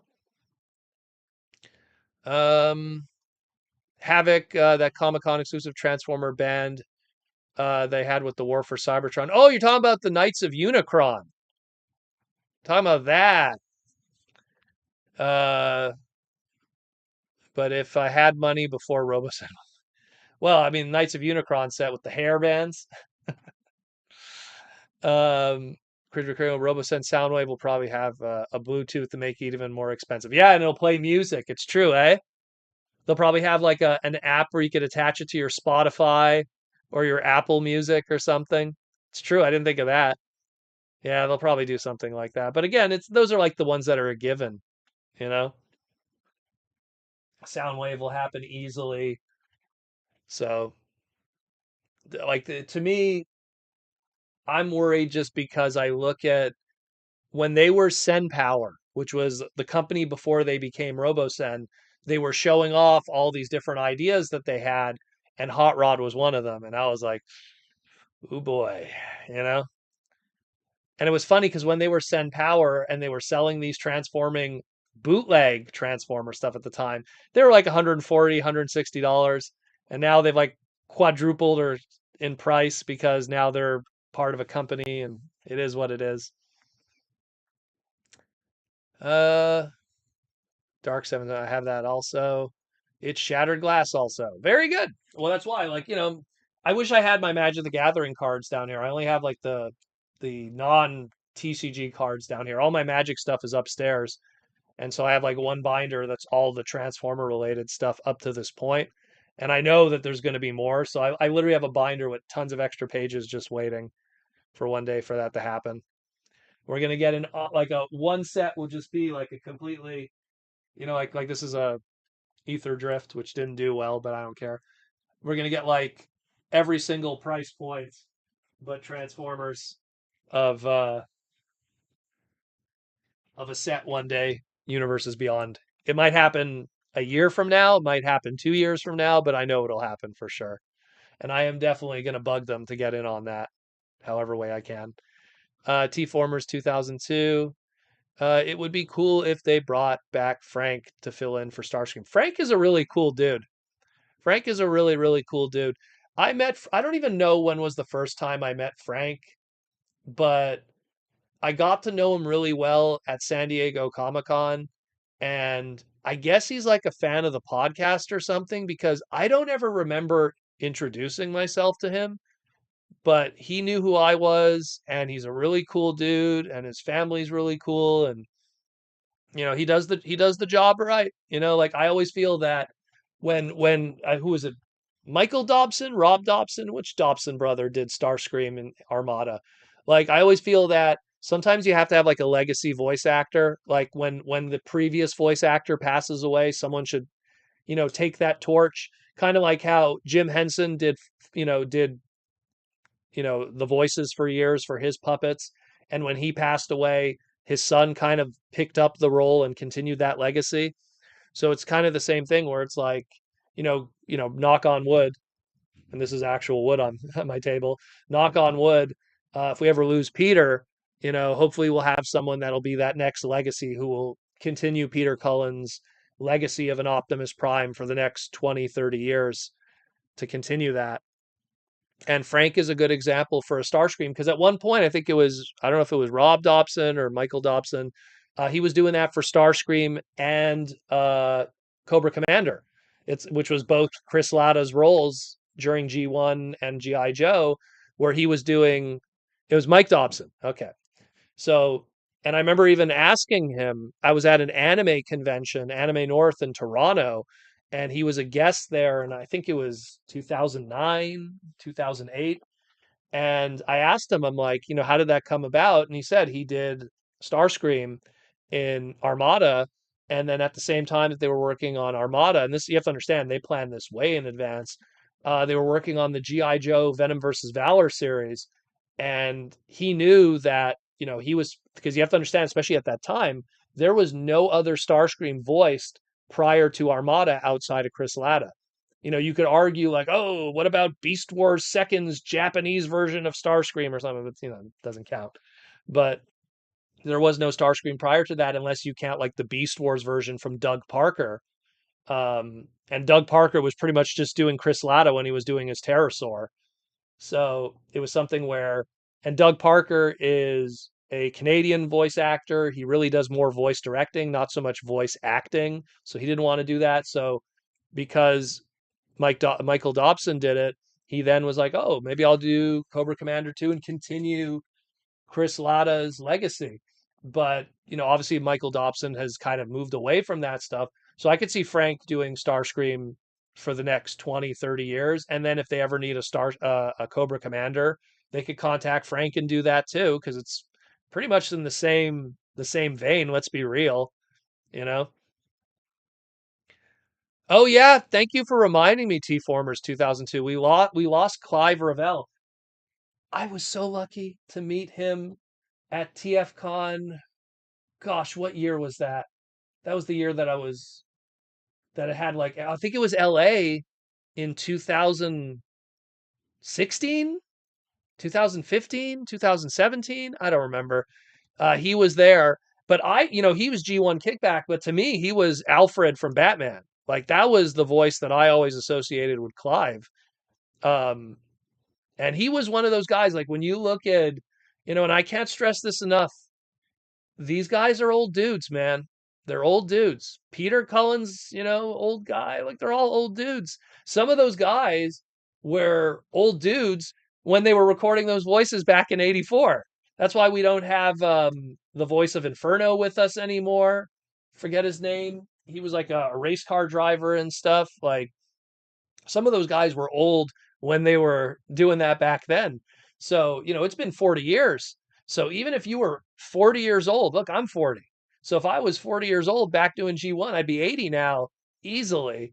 So it's something where you got to appreciate those voice actors. And when you get those opportunities to get some of those old guys, and that's why like the LA show was so important, because a lot of those old dudes, they can't fly anymore.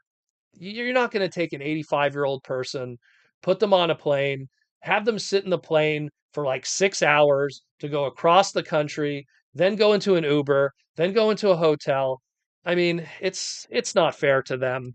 So it's something like when there's a show where they're close by, and that's why like with TFCon Toronto, there's a lot of the older Beast Wars cast and retired G1 guys. They're in Toronto, so they are able to be at those shows, and the LA show. That's why I always say don't skip the LA show. Don't skip the LA show, you know? Dude was 94. Geez. Well, he lived a good long life. I'll say that much. But that's why. So if he was 94, that means he was 44 when he recorded Kickback for, Plague of the Insecticons. He was 44 years old. Well, technically, probably 43, but still, for crunching numbers here. But you know what I mean? So it's like, that's what I'm trying to say, man. Like always, like whenever you get the chance to meet those voice actors, take that opportunity, because you don't know. And as someone who's a big fan in the wrestling world, uh way too many times I've gone to a wrestling convention, there's a wrestler there, and I go, I'll meet him next time. I got to meet XYZ. And you don't think about it because they're 30, they're 40. It happened to me, Jim the Anvil Neidhart. Oh, there's Jim the Anvil Neidhart. I want to get his autograph. Oh, but I'm too busy. I'm going to meet da da da da da da. I'll get him another time. He'll be at the Niagara Falls Comic Con or blah blah blah. Nope, missed that opportunity. He passed away young, and that happens way too often. And those are what young guys. So when you have the older dudes, you know, Pauline Newstone, we're never going to get Air Razor's autograph. You know, that'll be the missing piece of my collection. I will never have Air Razor's autograph. You know, I have almost every Beast Wars character's autograph. I don't have Air Razor's. You know, I'll never get that. You know, and I could buy it online. Probably someone got her signing something of Frieza from Dragon Ball or whatever from an anime show. But I mean, written for me, personalized, like that's more important to me. You could easily go out and buy Jim the Anvil Neidhart's autograph or something. I mean, that's how some of the autographs I have in my collection. I have G1 Cup's autograph and Robert Stack from buying them online just because I love the 86 movie and I wanted to have those, you know. But it's something where you have to, you know, you have to take advantage of those opportunities because you never know what might happen, you know. And like, a lot of people have been asking about Peter, because Peter had a bit of a health scare and he's not a young dude anymore. And I want to believe, and this is, don't use my word as gospel, but I want to believe that he's kind of going through a Scott McNeil situation in that Scott McNeil has been running hard doing conventions for 21 years, maybe even more than that. And Scotty was running hard doing convention for 21 years, and he finally took a break. And he's like, no cons for like 2 years. And so like Scott McNeil didn't do any conventions for like 2 years. And I want to believe that Peter Cullen, who's significantly older than Scott McNeil, who's been doing conventions nonstop also for quite a bit. I mean, gosh, if I had to like really sit down and think about it, Peter probably has been doing cons nonstop for 15 minimum. So, and if I, the odd one here and there in the pre Fun Pub BotCon days, you appear here and there. Like it's sometimes people want to take a rest, even if it's health scares or not, you want to take a rest. And when you're that age, look, I'm not that age and I hate flying all the time.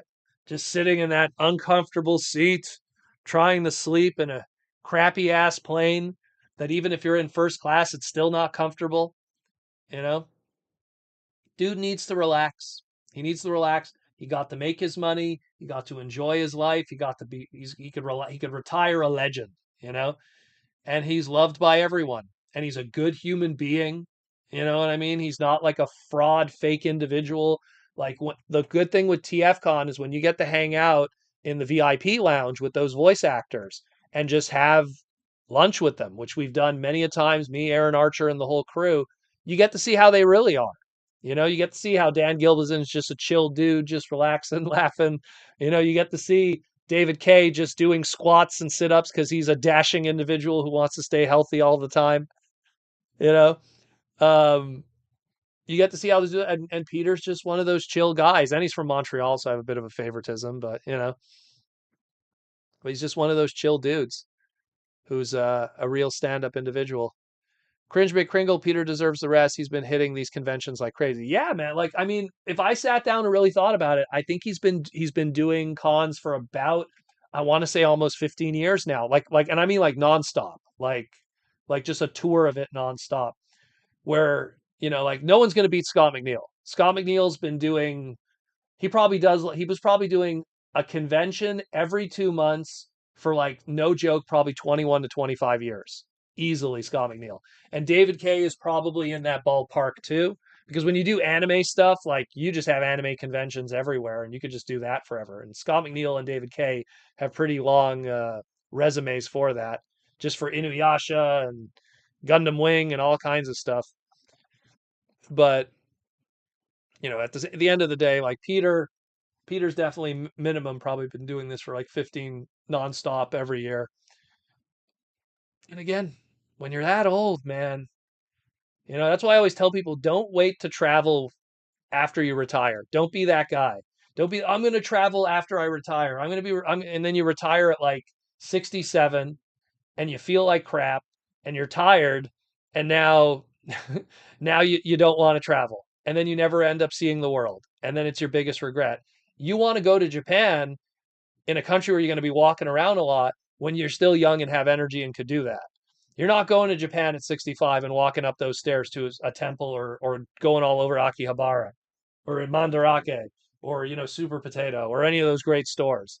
You're not going to do that at 67. You're going to stay in the hotel room and fall asleep and then waste your whole weekend. Do it now. Travel now. Enjoy now. Trust me. Trust me on this. Trust me. As someone that spends the money, and I could be saving that money and putting it elsewhere, but spends the money and goes to these shows, it's always worth it. It's always worth it. The memories, the experiences, you can't buy that stuff. You can't. And part of that is meeting those voice actors. You can't buy that. Clive is gone now. You could buy his autograph online, but it's not going to be the same as meeting him. And that's the same thing. Like, I'm glad that I met him and I got an autograph, where it's like, Jim the Anvil Neidhart, I'm not going to get that moment ever, which would have been great because that matters to me. I have Bret Hart's literal action figure from the Hart Foundation on my desk. Like, the wrestling world is very important to me. I compare so many things in life to wrestling. This podcast was patterned after a wrestling podcast that I really love because of just how the business works and everything. But yeah, kind of went on a long rant there, but it's just how I've always felt, you know, just how I've always felt about that. Every time we lose someone in the fandom, it's more of a reminder, to appreciate who we have around us and the people around us. I mean, David Wise, he wrote Girl Who Loves Power Glide and stuff. He was someone that was not a friend before. Then I met him at TFCon, uh, and I was like praising him not for his Transformer stuff, but for like his work on Speed Racer and Wildcats and everything. And he was like, "Whoa, what the hell?" And then again, those VIP dinners that we have, we sat down, and I call it the David dinner because it was David Wise and David K, and we were just sitting having dinner, and we kind of, clicked. And then he was like, "Oh, you should come down to my place. We have the auto museum. I know you like cars. They have the Speed Racer car there." He sent me some photos, and then he passed away. And it was like, oh man, that sucks because he was a really cool dude. You know, he was a really really cool dude. And his wife was really cool. Like, sucks, man, sucks. T-Formers 2002. They sold Clive's auto at the charity auction last year, and the comment was made about his age and how much. Well, no, you know what? But that's a reality, though. That's a reality. You know, That's a reality. And you know what? I probably was on stage when that was said, so maybe I was guilty of that, but that's a reality, and look how true it ended up being, you know? Don't want to sound like a negative ninny, but let's be real. We're not indestructible, we're not immortal. I live a healthy lifestyle, and I don't drink, I don't smoke, I eat healthy and everything, and I'll be lucky if I make it to 90, even with all of that being said, He made it to 94. And he came from an era where smoking was in hospitals. So I'm pretty sure, some good DNA with him. Mateus with the $5 super chat. Speaking of travel, you know what I miss so much about Canada? Poutine. Mateus, you had poutine in Toronto. That's not the best poutine. And there's some Quebecois that are in this chat here today. I could speak for that. One day, Mateus, come to Montreal. Let me know you're going to be there. I will take you out. My treat for a good poutine, for the real deal. I've had people from Toronto come to Montreal and have a poutine, and they go, "Oh, I get it now. It's a whole different animal. It's a whole different story." Look, the poutines you have in Toronto are the restaurant level, like fast food poutine. It's just bare, basic, simple. You want like a real, like how it's supposed to be made, you know? Whole other story. Um, but yeah, poutine's great. I try to have poutine because poutine's extremely unhealthy. I try to have it once a month minimum, but it's so unhealthy that it's like I can't. She loves it though. Every time we go out, she wants to get a poutine. I'm like, oh, you're killing me because I know I can't say no. It's so good. Um, but yeah, thank you for the super chat. And again, come down to Montreal, man. Come down to Montreal. I'm running a con this weekend. Come down to Montreal. I run the con. Mikey Louie, speak for yourself. You plan to live forever. Well, yeah. If I could live forever, I could. So much cool stuff. So much cool stuff to imagine what the world's going to be like 40 years from now and all the cool stuff, at least in Canada. I don't know what's happening in the rest of the world. Things might go crazy, but always cool stuff. Mikey Louie asks, what is this Canada thing you speak of? Don't speak of the 51st state. That'll never happen. That'll never happen. It's a fun thing to joke about, but it'll never happen. Canada has too many resources and stuff to rely on its own. Look, the gasoline that you get for the United States comes from Canada. The timber that you get from the United States, the entire Northeast power grid comes from Canada. So that'll never happen. I don't know. All the drama that's happening with it. I don't want to get into politics, but all the drama that's happening with it, it's all just for memes. It's all jokes. It's also that the news have something to talk about today now that you have a 24-hour news, cycle. That's all it is. Nothing ever comes of it. Nothing ever comes of it. Um, but yeah, how much time? We only got 14 minutes left. 14 minutes left, and I got a whole bunch of phone calls. God, got a bunch of phone. See, this is what happens when I do it on a Friday night, the days before my con. Then it becomes a headache. Yeah, people start messaging me and calling me. Don't have friends. Don't have friends. But there was a Star Trek reference. My knowledge of Star Trek comes from enjoying Next Generation episodes in bite sizes that I would catch when I was a kid, and the movies, because the movies would always play on TV, so I'd watch those. I've never sat down and watched anything outside of that in any kind of large capacity. Cringe McCringle, Proto, I got a random question for you. What car do you think you should be able? What car do you think should be an alt mode for a Transformer playing Forza Motorsport and I'm driving a McLaren F1? Any Formula One. Any Formula One. I've always said it, like, Mirage has the fastest alt mode, you know? And if you're in war, you want to have something that's sleek and fast. You want to be able to move around. It's no surprise that Mirage is also a marksman. So you have a character that's super fast, not like a Blur fast, but like alt mode should be the fastest of them all. And then he's a marksman character too, and he was a hunter in his old Cybertronian days. Um, I've always felt Formula One cars. I mean, it's a little of a bias because I love Formula One cars, but um, it's always what it is. So a McLaren F1, you got it right there. You got it right there. I liked it when, here's a weird one, when Armada uh Sideswipe, which is a terrible toy, but his alt mode was a GTR Skyline. I was like, oh, that's really cool, you know. And then they did the third party drift. That's a 86 Corolla, the Hachiroku Terrano. That's awesome. We never got a FD3S uh, Mazda RX-7. We got an RX-8 in alternators, but we never got a decent RX-7. We got the RX-7 FC3S from the 80s, which is the Omnibots, but we never got an RX-7 FD3S, which is a very famous car. So, and that would have been really cool. We technically did get it in Q Transformers. Um, it was Sideswipe, but Q Transformers is a weird one because it's not like full size. They're all like the Q transformation ones there. So, but yeah, So that's a few that I can name. All of them are race car related because I feel again speed should be an important factor of these cars. No one's like going, oh, my Studebaker. I need my Studebaker to be or my crappy Hyundai Sonata should be a transformer. No, no, thank you. Shiro says excited to be part of the Discord. Well, thank you for joining the Patreon, my friend.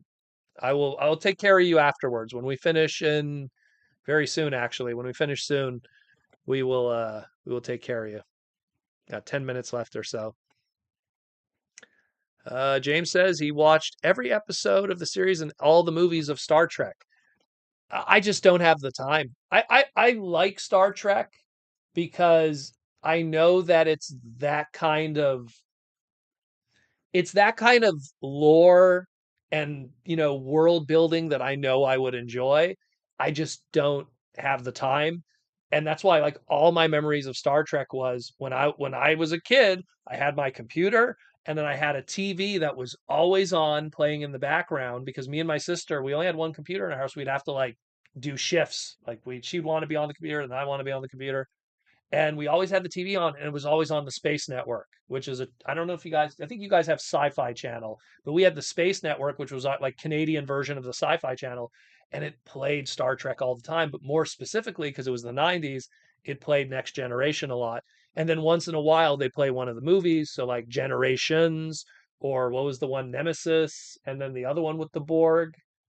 Then there was First Contact, like all of those like 90s Star Trek movies, which were in that Next Generation bubble. Like I saw all of those, have great memories of those, but I've never really, William Shatner, not really part of that world. I know William Shatner more for like wrestling or other stuff than I know for Star Trek, oddly enough. And yes, William Shatner was in wrestling. Look it up. Um, for Tech War. He was promoting Tech War or something at the time. Cringe McCringle, honestly, I'd like it if alternators came back just so we could have more cool vehicle modes that are scale models. I love alternators. I can't stress that enough. Like I have you can't see because it's a deep shelving. I have every alternator and a bunch of vinyl tech. Like I love them. And then there's Kiss Play up there because that's technically part of alternators and vinyl tech. Like I loved alternators. Love it, love it, love it. The fact that we got like four different Subaru Imprezas different releases, amazing, amazing, absolutely amazing. Uh, first contact was the one with the Borg. Okay, I don't know. I remember first contact was the one when humans met the Klingons, not the Klingons, the Romulans. Am I right? I'm so bad with this. There's a Star Trek fan yelling at the screen right now. That was the first one, and Generations was the one when I don't want to spoil, somebody dies, but yeah. So, but yeah. T-Formers 2002, not to start this fight, but Star Wars is where it's at. Well, it's two different ways of telling a medium. Star Trek is episodic medium that leans heavily into science. Star Wars is film medium, which up to that point was three films and leaned more into the mysticism. You know, they're both space war drama stuff that involve the future, although technically Star Wars is a long time ago in a galaxy far, far away. So technically Star Wars is the past, but you know what I mean. So, but I don't know why always people compare them, you know? I think like Battlestar Galactica is more comparable to like Star Wars or Star Trek than Star Trek to Star Wars, you know? But anyways, I'm just saying. I understand why the comparisons are there, but I've never really understood the comparisons. One is it's like comparing uh real robot Gundam to Super Robot Messenger Z. It's like two very different, they're both giant robot stuff, but they're two very different shows and genres and have two very different goals. And not to mention, kind of funny, Gundam at one point was movies and Messenger Z was only episodic, you know? Um, Star Trek Nemesis was the Romulan. Okay, there you go. I'm sorry if I'm messing this all up. This is off of. And what's funny? I have Paramount Plus. It's probably the only streaming service that I actually feel is worth it, in my opinion. And I think all of that is available to me at my fingertips, and I just don't use it because I don't pay for my streaming services. Let's put it that way. We share. Um, Horned Owl alternators was awesome. Would have loved the modern Scion. Oh yeah, the Scion was awesome. And when they made the blaster one, that was cool too. Brodocast when he was the Scion. That was really cool. Came with Illumina, the little figure. James Hobson, sci-fi versus science fiction. Exactly. Exactly. Dystopia versus utopia. Yeah, it's they're very they fall on different stuff, you know? They fall on very different stuff. I mean, I think one day, we're gonna have like I feel one day stuff like Warhammer is gonna probably get big movies because they're gonna milk all these older brands and turn them into Hollywood movies because Hollywood's run out of ideas. But I feel like one day we're gonna get Warhammer movies, just like how we got like the Dune movies now redone, and I think all of those big sci-fi brands will get their big Hollywood debuts, and then people will make those comparisons to Star Wars and Star Trek and everything. Cringeman Kringle, imagine if they released that Alternator's Jazz or Bumblebee. I would have loved if that Jazz came out only because like a decent Porsche from the 90s would have been really cool. But I mean the Bumblebee, look, you know, we kind of will get that maybe at some point. We'll get the new Beetle done as an alternator, but a good decent Porsche transformer, a modern one, because all the Porsches we've got have always been like racing Porsches, you know, unless you count like obviously like Dead End, you know, which was a Porsche 933 or was he a 955 turbo? Either way, um, but he was like a combiner element, so there's only so much that could be done in the sculpting, but like a decent sculpted Porsche design would be really cool. James Hopkins, they already have Cavill tapped for Warhammer. Well, there you go. And he's a fan. He's a fan. He has his own army. So I always feel you should get the fans to help out in a little bit. Maybe not right, but you have to have the fans involved in some shape or form to like have it on the steer and steady. Why lag why? There's supposed to be a Warhammer show in production helmed by oh, there you go. Everyone's confirming it. There you go. And Warhammer's another one of those things that has crazy deep lore and story that you could just go on forever. I just hope that Hollywood or the mainstream doesn't ruin it. That's all. Stay true to the source material. Don't worry about all the other things that you want to make other groups of people happy. Just stay true to the source material. You'll make your money and that's fine. You know what I mean? You'll make your money and that's fine. That's how I've always felt, you know? Like it's something that I've never understood messing with the source material and being surprised that things don't work out. Here's the only spoiler I could give is that Mega Man book that I'm working on is being slavishly loyal to the source material. I'm not trying to do something like, oh my God, I'm gonna have my own interpretation and feed in my own little ideas and stuff. And no, I want to celebrate the source material that Inafune made all those years ago and be true to that. And if I'm gonna add anything, it'll be stuff in the background. It'll be background homages and deep cuts and characters like that and flesh out the story a little more, but I'm not going to deviate from the source material. That's stupid. And I don't want to do that. Cringe McCringle, any of your favorite Porsches, Proto?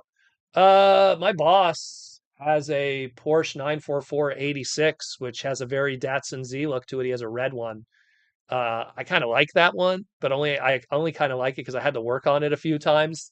The key cluster keeps breaking on it, so I don't know if that's a problem with them, but and my hands are small enough. They're big, but they're small enough because he has like big, fat, like, European fingers and shit. So I guess he can't do it himself. But apparently, like, I'm able to reach under and change the cluster. So that's a cool one. 944 turbo Carrera, 97 round headlights in red, hard top. Those are cool. I mean, a lot of the problem with Porsche is a lot of them are very samey. They kind of have generations and they kind of look the same over a span of 10 years. So it's kind of hard to say, but those are just some examples. But the 944 was really cool back in the 80s. Pop-up headlights, very awesome. Uh James says Cavill won't stand for them deviating that much from the source because he left Witcher because it deviated too much. Well, there you go. Stand up for that stuff. Fantastic. I mean, I don't want to talk about it, but I'll just say it. Look what's happening now to Snow White. That stuff's getting dragged through the mud right now.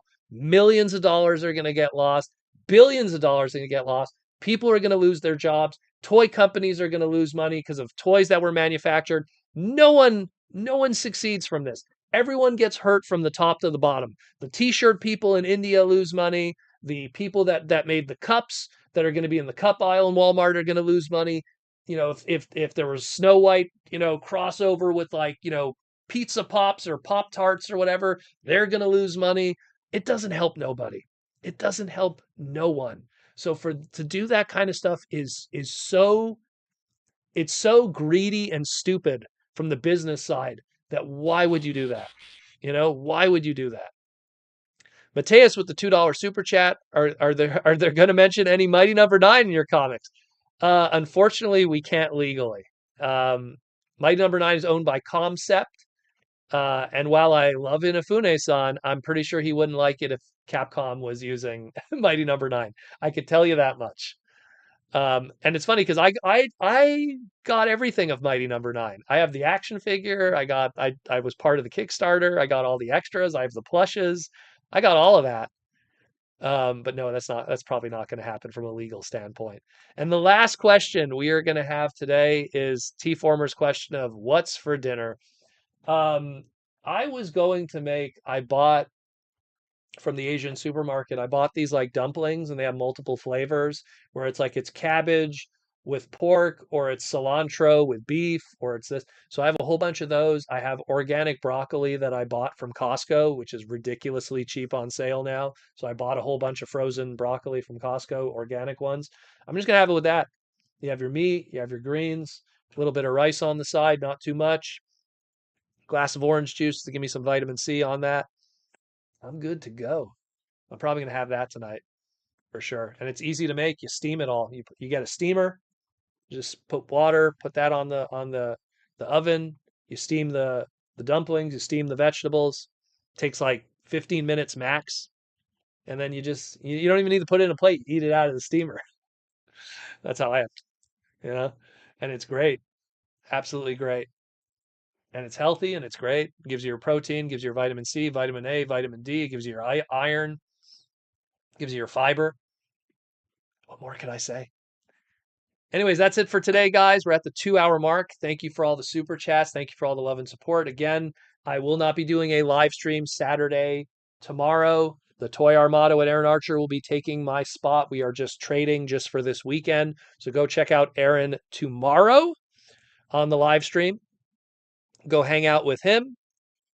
And yeah, do some awesome stuff. Thank you for buying some art from Aaron. I believe it was T-Formers that bought the lockdown art. Again, if you want to support the podcast, Patreon is the link down there. Go join the Patreon, gives you access to the Discord. Again, we posted the manga for Wild King, so you could check that out. And all the other cool stuff that we do in the Patreon and stuff, and all the other exclusives. We give you the opportunity to buy the convention exclusives. If you don't come to TFCon, you want to still own the exclusives, you're part of the Patreon, I give you that opportunity. It is what it is. Anyways, guys, I'm out of here. Thank you for the love and support. Again, check out the Patreon. Check out the Toy Armada at Aaron Archer. Check out Symbiot Studios and pick up yourself a plush or a t-shirt or a pin. And again, take care. I got a convention on Sunday. I got business to do on Saturday. I will see you later. Go check out Toy Armada. Roll out.